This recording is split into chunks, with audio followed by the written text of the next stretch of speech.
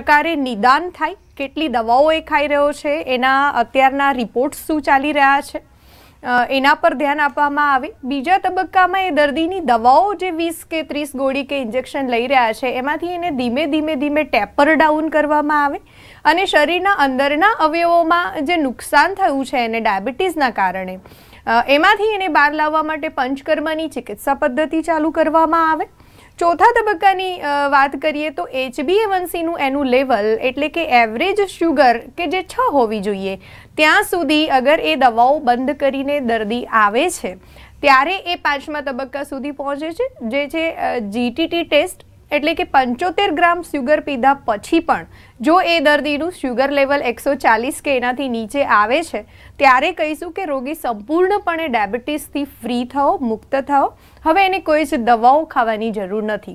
તો આ જે આખી જર્ની છે એક દર્દીની, ન કે માત્ર શુગર કંટ્રોલ રાખવું, પરંતુ આટલી બધી દવાઓ અને ઇન્જેક્શનથી એને ફ્રી કરીને, દવાઓથી મુક્ત કરીને ડાયાબિટીસથી મુક્ત થવામાં એને મદદ કરવી, એટલે CDC comprehensive diabetes care plan. Doctor, તાજેતરમાં ડાયાબિટીસ પર એક રિવર્સલ ટ્રીટમેન્ટ જે સંશોધન પ્રકાશિત કરવામાં આવ્યું છે તેના વિશે અમારા દર્શક મિત્રોને જણાવશો? હિના, જાપી એટલે કે journal of association of physician of India, જે એક નામચીન પ્રખ્યાત રિસર્ચ પેપર છે ઇન્ડિયાનું, અને મને કહેતા ગર્વ થાય છે કે ન કે માત્ર માધવબાગ પણ સમગ્ર આયુર્વેદને ગર્વ થાય કે એ રિસર્ચ પેપર અમારું એમાં પબ્લિશ થયું છે. રિસર્ચ પેપર શું છે એની વાત કરીએ તો દરેક ડાયાબિટીસના દર્દી જે આપણને અત્યારે જોઈ રહ્યા છે એમનો એ સવાલ હોય કે અગર હું નીકળી તો જાઉં છું બહાર ડાયાબિટીસમાંથી, પણ પછી શું? અગર હું એ નોર્મલ ડાયટ પર આવું છું, એક સામાન્ય વ્યક્તિની જેમ ખાતો થાઉં છું, પછી મારા ડાયાબિટીસનું શું થશે? તો એનો આ જવાબ આ રિસર્ચ પેપર આપે છે કે અમે જ્યારે અમારા દર્દીઓનો GTT ટેસ્ટ પાસ કર્યા પછી 1 વર્ષ 2 વર્ષના સમયગાળા પછી ફરી જ્યારે એનું GTT લેવલ જોયું ત્યારે એ ખ્યાલ પડ્યો કે ફરીથી પેશન્ટ એ પાસ કરે છે ટેસ્ટ અને શુગર પીધા પછી પણ દર્દીનું શુગર એકદમ નોર્મલ આવે છે. આ જ મુખ્ય વિષય છે અમારા રિસર્ચ પેપરનો. બિલકુલ. દર્શક મિત્રો, આવો એક એવા દર્દીનો વિડીયો જોઈએ કે જેઓની પણ ડાયાબિટીસથી ઘણી સમસ્યા પડી છે. नमस्कार दोस्तों, मेरा नाम मिसेस अर्चना व्यास है. करीब 1.5 साल पहले मुझे पता चला कि भाई मैं डायबिटिक हूँ. मैंने डॉक्टर के पास जब गई, उन्होंने टेस्ट वेस्ट करवाया, उसके साथ ही मुझे थायराइड भी निकला, काफ़ी थकान रहती थी मुझे. तो डॉक्टर ने सीधा, हमारे फैमिली डॉक्टर ने, भाई ये आपके डायबिटीज़ की मेडिसिन है, थ्रू आउट द लाइफ आपको लेना है और इससे आपके डायबिटीज़ कंट्रोल में रहेगी. यही कोर्स ऑफ ट्रीटमेंट मुझे इतना ही बताया गया था और यही ट्रीटमेंट मैं फॉलो कर रही थी. पर मन में एक हमेशा डर रहता था कि मेरे जैसे पेरेंट्स दोनों डायबिटिक थे, मम्मी की मेरी डेथ डायबिटिक कॉम्प्लिकेशन से हुई थी, तो कहीं ये डायबिटीज़ आज मैं कंट्रोल कर रही हूँ, लेकिन कल जा कर के अगर कुछ इसमें, अगर ये कहीं बढ़ जाए, मेरे दूसरे ऑर्गन्स को इफ़ेक्ट करे, आइज़, जो भी मुझे पता था, वो डर मुझे हमेशा सताता रहता था. मेरा नाम रामकृष्णन है और मैं एक बैंक में मैनेजर हूँ. आपको पता होगा कि बैंक में एक मैनेजर का रोल कितना स्ट्रेसफुल होता है और इसी वजह से मेरा भी काफ़ी समय तक डायबिटीज़ से मैं जूझता रहा और करीबन 2004 से लेकर मुझे डायबिटीज़ की प्रॉब्लम थी और मैंने काफ़ी ट्रीटमेंट लिए और काफ़ी सारे दवाइयाँ मुझे दी गई थी. 2-3 साल पहले से मैं इंसुलिन भी मेरी शुरू हो गई थी क्योंकि मेरी शुगर काफ़ी बढ़ गई थी 300 के ऊपर. तब मेरी HbA1c 8.6, इसके पहले मैं HbA1c मेरी 11 तक गई थी और शुगर लेवल भी काफ़ी हाई थी और हाइपरटेंशन भी था, मुझे ब्लड प्रेशर भी काफ़ी हाई थी. ડૉક્ટર, ખાસ કરીને જો વાત કરીએ હવે આ ખાસ સવાલ કે ડાયાબિટીસમાં જે દર્દીઓ હોય છે તે ઇન્સ્યુલિન ઇન્જેક્શનનો ઉપયોગ કરતા હોય છે, તો હવે આ જે નવી ટેકનોલોજી છે CDC, તે ટેકનોલોજી શું આ દર્દીઓ માટે ફાયદાકારક હશે? CDC એટલે ખાલી મેં આગળ પણ સમજાવ્યું એ રીતે શુગર નિયંત્રણ રાખવી એટલા પૂરતું સીમિત ન રહીને અગર એવા દર્દીઓ કે જેનું હમણાં 4-6 મહિનાથી ડિટેક્ટ થયું છે અથવા તો જેને 20 વર્ષથી છે અથવા તો તમે જેમ કહું કે અગર એ ઇન્સ્યુલિન પર છે, એક દર્દી કે જે ટાઈપ 2 ડાયાબિટીસનો દર્દી છે, એટલે કે ઈશ્વર એના શરીરમાં ઇન્સ્યુલિન બનાવે તો છે જ, ત્યારે આવા દર્દીઓને CDC એની ચિકિત્સા અચૂકપણે મદદ કરે છે. એવા હજારો દર્દીઓ આજ સુધી માધવબાગની મદદથી ઇન્સ્યુલિનના ઇન્જેક્શન પર હોવા છતાં GTT પાસ કરીને પોતાના ડાયાબિટીસને લડત આપી શક્યા છે. તો દર્શક મિત્રો, માધવબાગમાં તમારે સંપર્ક કરવો હોય તો ટીવી સ્ક્રીન પર નંબર સ્ક્રોલ થઈ રહ્યો છે. જરૂરથી તમારી કોઈ સમસ્યા હોય તેના નિવારણ માટે તમે સંપર્ક કરી શકો છો. લઈએ એક વિરામ.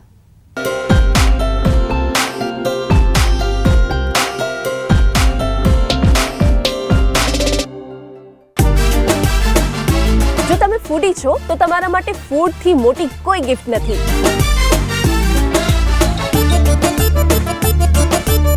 અને યસ, એટલે જ આ વખતે તમારા માટે લઈને આવીશું તમે લોકોને ગિફ્ટ કરી શકો એવી રેસિપીઝ.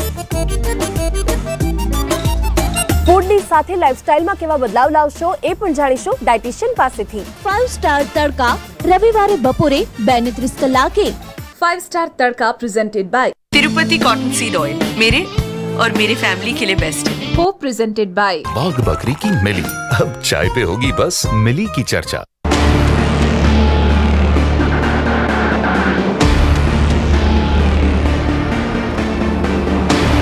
ઉત્તર પ્રદેશની ચૂંટણીમાં કોણ મારશે બાજી?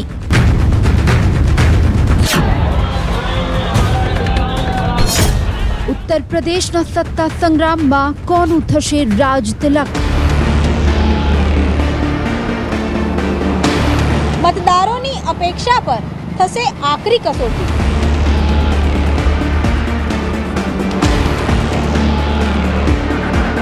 યોગી પર ભારે પડશે અખિલેશ કે પ્રાદેશિક પક્ષો કરશે કંઈક વિશેષ?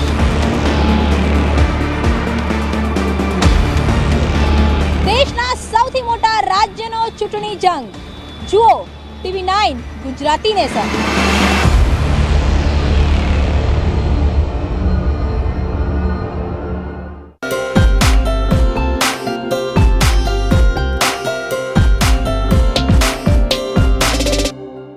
તો દર્શક મિત્રો, બ્રેક બાદ આપનું સ્વાગત છે. આપણી ડાયાબિટીસને લઈને જે નવી ટેકનોલોજી આવી છે તેના પર વાત કરી રહ્યા છે. ચર્ચાને આગળ વધારીએ. ડૉક્ટર, ડાયાબિટીસના દર્દી માટે ડાયટ પ્લાન ખૂબ જરૂરી હોય છે. માધવબાગ દ્વારા એક ડાયટ બોક્સ આપવામાં આવે છે. તેમાં શું હોય છે, એટલે કેવી રીતે એને અનુસરવાનું હોય છે? ડાયાબિટીસની જ્યારે વાત કરીએ હિના, ત્યારે શું ખાવું એક બહુ સવાલ રહેતો હોય છે દરેક દર્દીને. અને એવું કોને ગમશે હિના કે આ નથી ખાવાનું, આ નથી ખાવાનું, એટલે ક્યાંક ને ક્યાંક એનું માનસિક સ્વાસ્થ્ય પણ ખોરવાતું હોય છે. ત્યારે માધવબાગે પ્રમેહ ડાયટ બોક્સ એવું સુંદર ડાયટ બોક્સ દર્દીઓ માટે તૈયાર કર્યું છે કે જેમાં સવારથી લઈને એના બ્રેકફાસ્ટથી લઈને લંચ અને બધું જ એનું તૈયાર કરવામાં આવ્યું છે 800 કેલરીને ધ્યાનમાં રાખીને, જે એના ડાયાબિટીસને નિયંત્રણમાં રાખવામાં તો અચૂકપણે મદદ કરે જ છે, પણ એનું વજન પણ એક ડાયટ બોક્સ પર 4 થી 5 કિલો ઉતરતું અમે જોતા હોઈએ છીએ, જે ડાયાબિટીસને ઓછું કરવામાં એક મહત્વનો ભાગ ભજવે છે. તો હા, આહારનો બહુ મોટો રોલ છે અને એટલે જ માધવબાગ દર્દીઓને મદદ કરી રહ્યું છે પ્રમેહ ડાયટ બોક્સ દ્વારા.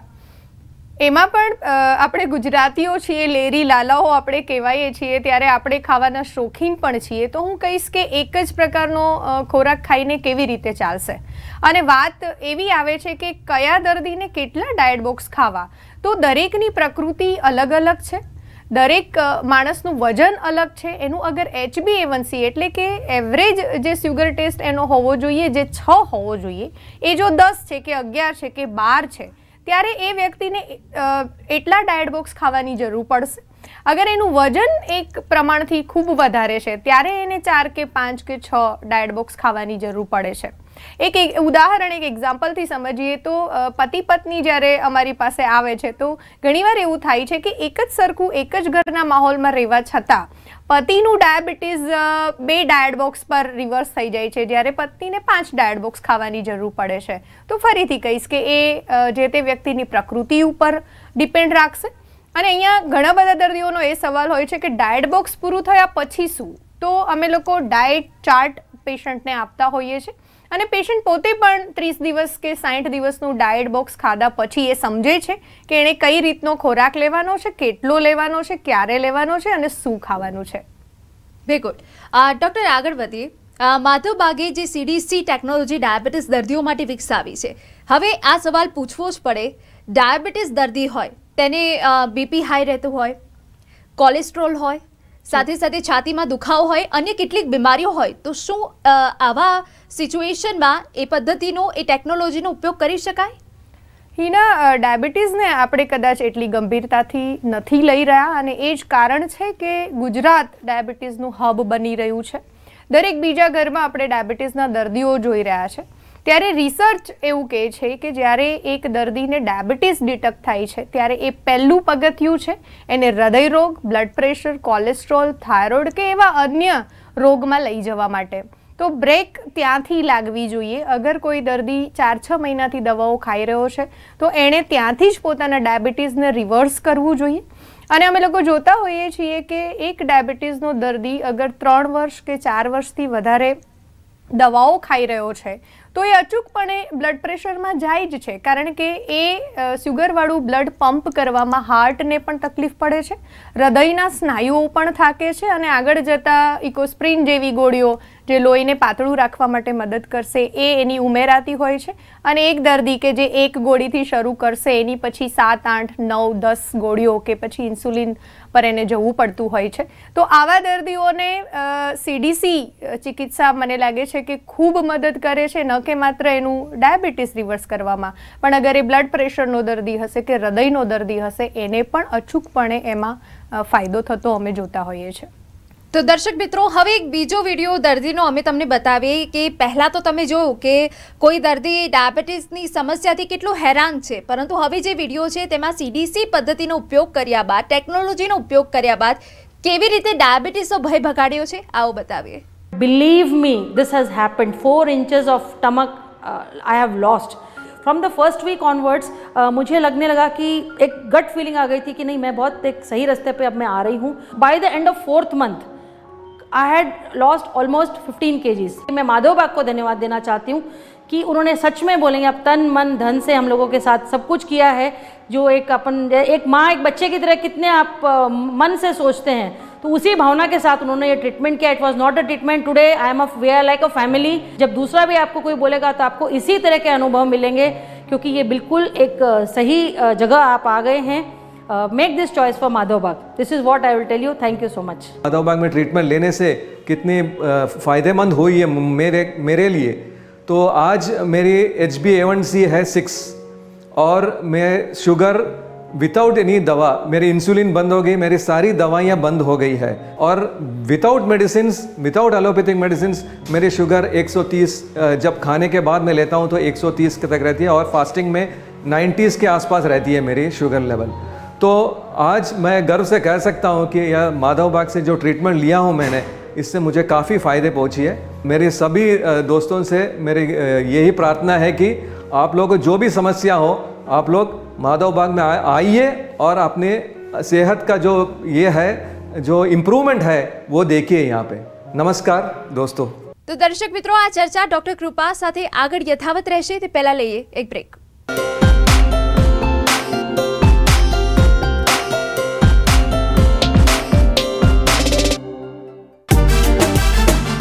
જો તમે ફૂડી છો તો તમારા માટે ફૂડથી મોટી કોઈ ગિફ્ટ નથી.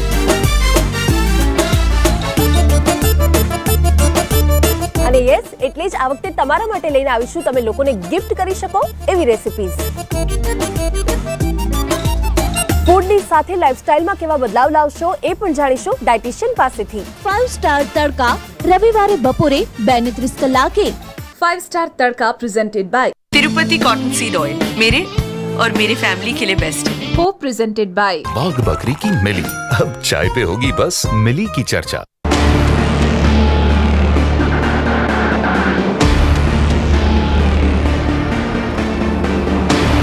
ઉત્તર પ્રદેશની ચૂંટણીમાં કોણ મારશે બાજી?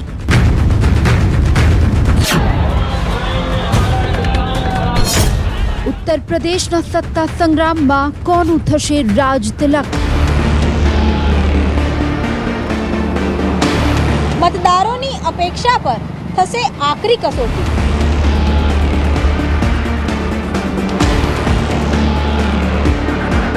યોગી પર ભારે પડશે અખિલેશ કે પ્રાદેશિક પક્ષો કરશે કંઈક વિશેષ?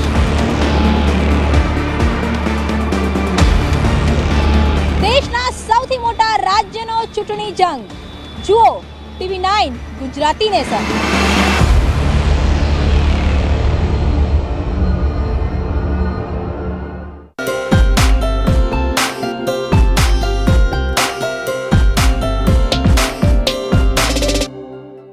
તો દર્શક મિત્રો, તમને કોઈ પણ સમસ્યા હોય તો ટીવી સ્ક્રીન પર નંબર સ્ક્રોલ થઈ રહ્યો છે, તેના પર જરૂરથી કોન્ટેક્ટ કરો અને તમારી સમસ્યાનું નિવારણ લાવો. ડૉક્ટર, હવે જે હું સવાલ તમને પૂછીશ એ તમામ લોકોના મનમાં આવતો હશે. ડાયાબિટીસ જ્યારે શરીરમાં પ્રવેશે છે ત્યારે સમજી લેવું ખર્ચાઓના ઘર. તેમના ડાયટને લઈને, ઇન્જેક્શનને લઈને, તમામ જે સારવાર છે તેને લઈને ઘણા બધા ખર્ચાઓ થતા હોય છે. તો હવે જ્યારે કોઈ દર્દી માધવબાગમાં ટ્રીટમેન્ટ કરાવવા આવે છે ત્યારે તેમને આ ખર્ચાઓને લઈને કેટલો ફાયદો મળશે? જી બિલકુલ. આપણે જાણીએ છીએ કે ઇન્સ્યુલિન ના ઇન્જેક્શન્સ કેટલા બધા ખર્ચાળ હોય છે. જે દર્દી અગર ઇન્સ્યુલિન લઈ રહ્યા છે અથવા તો દવાઓ પણ ખાઈ રહ્યા છે તો 4 થી 5 હજારનો અગર એ મહિનામાં ખર્ચ કરી રહ્યો છે તો આપણે ગુજરાતીઓ છે હિસાબના પાક્કા છીએ. 15 વર્ષથી અગર જે દર્દીને ડાયાબિટીસ છે એ ગુણાકાર કરી શકે છે કે 5,000 દર મહિને, તો 15 વર્ષે ઓલરેડી કેટલા ખર્ચી દીધા છે. અને આટલો બધો ખર્ચ કર્યા પછી પણ જો ડાયાબિટીસથી અગર એ ફ્રી થઈ શક્યા છે, દવાઓથી અગર એ મુક્ત થઈ શક્યા છે તો એ ક્યાંક ને ક્યાંક આપણા માટે સારું છે. પણ જો એવું નથી થઈ રહ્યું અને આપણે રોજ ઇન્જેક્શન ખાઈ રહ્યા છે તો મને લાગે છે કે 30-40 હજાર જેટલો ખર્ચ પોતાના પર કરીને, હું કહીશ કે ઇન્વેસ્ટમેન્ટ કરીને પોતાના શરીરને સ્વસ્થ બનાવવું એ ઉપાય વધારે સારો હોય આપણા માટે. તો બહુ જ નહિવત ખર્ચામાં માધવબાગમાં અમે લોકો ડાયાબિટીસથી રિવર્સ થવામાં લોકોને મદદ કરતા હોઈએ છીએ.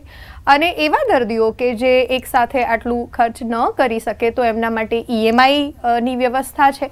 આરોગ્ય ફાઇનાન્સ જેવી અમારી પાસે સુવિધાઓ છે કે જેના દ્વારા બહુ નહિવત ખર્ચામાં દર્દી પોતાની ચિકિત્સા કરાવી શકે છે.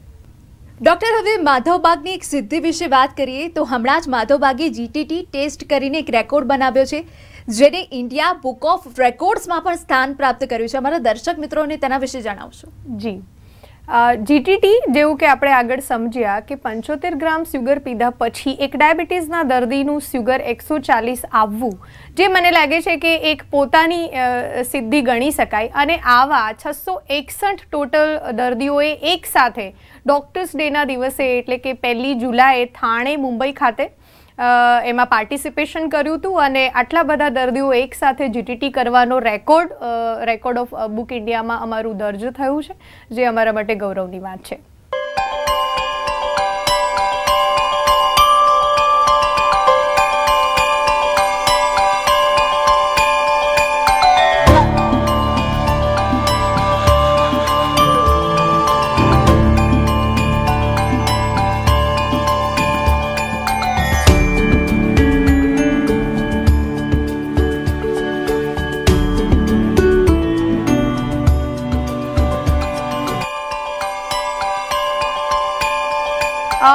અને આવા દર્દીઓ 661 જેની મેં વાત કરી કે જો એ GTT પાસ કરી શકે છે, એ પોતાના ઇન્સ્યુલિનથી ફ્રી થઈ શકે છે. અગર આવા દર્દીઓ જો દવાઓથી મુક્ત થઈ શકે છે, પોતાના ડાયાબિટીસને લડત આપી શકે છે, તો અત્યારે આપણને જોઈ રહેલા દરેક દર્શક કે દરેક ડાયાબિટીસનો દર્દી એ કરી શકે છે, અચૂક જ કરી શકે છે. ડૉક્ટર, એ સવાલ એ પણ પૂછવું છે, કોઈ ડાયાબિટીસ પેશન્ટ છે તો ડાયાબિટીસ જ્યારે શરીરમાં આવે છે તો ઘણી બધી તકલીફો લઈને આવે છે. કેમ કે ડાયાબિટીસ લાંબા ગાળે થઈ જાય તો ક્યાંક આંખોની રોશની જતી રહેવી, ઓછું દેખાવું, સાથે સાથે અન્ય ઘણી સમસ્યાઓ થાય છે. તો તેમના માટે CDC ટેકનોલોજી ઉપયોગી છે? અમારી ભાષામાં મેડિકલ લેંગ્વેજમાં વાત કરીએ તો રેટિનોપેથી, ન્યુરોપેથી થવી કે કિડની ફેલ્યુઅર સુધીના પણ લક્ષણો ડાયાબિટીસના દર્દીઓમાં જોવા મળતા હોય છે. આવું કેમ થાય છે સામાન્ય ભાષામાં સમજવાની કોશિશ કરીએ તો જ્યારે એક દર્દીનું સુગર લેવલ એના બ્લડમાં મિક્સ્ડ હોય છે ત્યારે એનું બ્લડની વિસ્કોસિટી એટલે કે એનું લોહી આપણા સામાન્ય વ્યક્તિઓ કરતાં ઘટ્ટ હોય છે. અને આવા ઘટ્ટ બ્લડને નાની નાની પાતળી નસોમાં જવામાં તકલીફ પડે છે. અને ત્યાં પહોંચી ન શકવાના કારણે અગર એક દર્દી લાંબા સમયથી ડાયાબિટીસથી પીડિત છે તો એ નહીં જાય અને એક સમય એવો આવશે કે ત્યાં લોહી ન પહોંચવાના કારણે ગેંગ્રીન થવું, ખાસ કરીને પગની નસોમાં, આંખની નસોમાં જે બહુ પાતળી વાડ જેવી નસો હશે ત્યાં લોહી ન પહોંચવાના કારણે એને કેટરેક્ટની બીમારી થવી અથવા તો આંખોમાં તકલીફ થવી, પગમાં ગેંગ્રીન થવું, પગ કપાવા સુધીની નોબત પણ આવતી અમે જોતા હોઈએ છીએ. તો અહીંયા મુખ્ય કારણ પર કામ થવું જોઈએ, ડાયાબિટીસ પર કામ થવું જોઈએ, નહીં કે એ લક્ષણો આવવા પછી આપણે કોઈ હોસ્પિટલમાં ભાગીએ. ડૉક્ટર, મારે તમારા પાસેથી આ ખાસ વાત એ જાણવી છે કે જે ડાયાબિટીસ દર્દીઓ છે જે લાંબી ગાળેથી ઇન્સ્યુલિન ઇન્જેક્શન લઈ રહ્યા છે તેમના માટે તમે શું સલાહ આપશો? જી, ટાઈપ 2 ડાયાબિટીસનો દર્દી, જેવું મેં આગળ પણ કહ્યું કે એના શરીરમાં ઇન્સ્યુલિન બની જ રહ્યું છે, પણ પોતાની જીવનશૈલીમાં ગડબડ કરીને અથવા તો એવી આદતોના કારણે અથવા તો જેનેટિક્સના કારણે એના શરીરમાં ટાઈપ 2 ડાયાબિટીસ આવ્યો છે, તો ન કે બહારથી ઇન્જેક્શન્સ એને આપતા રહેવા, પણ એના જ શરીરમાં બનતા ઇન્સ્યુલિનને ફરીથી કામ કરાવવું. એક સામાન્ય ઉદાહરણથી સમજીએ તો અગર 40 વર્ષની ઉંમરે કોઈ દર્દીને ડાયાબિટીસ આવ્યો તો 40 વર્ષની ઉંમર સુધી તો એના શરીરે બરાબર કામ કર્યું છે, પછી એવું શું થયું કે એ સુગર કે જે કોષમાં જવી જોઈતી હતી એ લોહીમાં ભળી ગઈ, અને જ્યારે એનું ટેસ્ટ થયો ત્યારે એને ખબર પડી કે એ ડાયાબિટીસનો દર્દી છે. તો ખૂબ સામાન્ય વાત છે કે અંદર લાગેલી ચરબીના સ્તરો જો હટાવી દેવામાં આવે તો એના જ શરીરમાં બનતું ઇન્સ્યુલિન કામ આવે છે. જો બહારથી જ ઇન્સ્યુલિન આપણે આપતા રહીશું તો શરીરની અંદર જે બને છે એ ક્યાંક ને ક્યાંક આળસું થાય છે, અને વધારે ને વધારે એ દર્દીને તકલીફો ઊભી થતા અમે જોતા હોઈએ છીએ. બિલકુલ. ડૉક્ટર કૃપા, તમે અમારી સાથે જોડાયા અને અમારા દર્શક મિત્રોને આટલી સરસ માહિતી આપી તે બદલ તમારો ખૂબ ખૂબ આભાર. Thank you. તો દર્શક મિત્રો, આ ખાસ કાર્યક્રમમાં અત્યારે બસ આટલું જ. ફરી મળીશું. નમસ્કાર.